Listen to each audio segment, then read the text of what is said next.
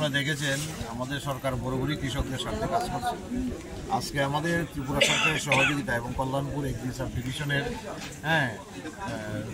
সকলের মিলে সহযোগিতায় কৃষকদেরকে আমরা টোটাল এখানে 14 জনকে আমরা কৃষক বন্ধুকে সেখানে বিভিন্ন যন্ত্রাংশ তুলে দিয়েছি। তার মধ্যে 10টা পাওয়ার টিলার রয়েছে, একটা মিনি পাওয়ার টিলার রয়েছে এবং 4টা পাম্প সেট রয়েছে।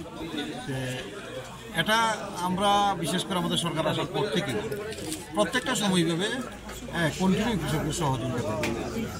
বরাবরই আজকেও সেই কাজটা আমাদের দপ্তরের আধিকারিক যারা রয়েছে এবং আমাদের যারা নির্বাচিত প্রতিনিধি রয়েছে সকলে মিলে সেই বেনিফিশিয়ারিদের মধ্যে সেইগুলি তুলে দেওয়া হলো। একটাই লক্ষ্য উদ্দেশ্য যাতে কৃষকদের আয় দ্বিগুণ করা যায় এবং আমরা অনেকটাই এগিয়ে গেছি। এই জায়গায় বলবো কিছুদিন পরে আরও অনেক জিনিস রয়েছে, সেগুলি আমরা ধাপে ধাপে বন্টন করব।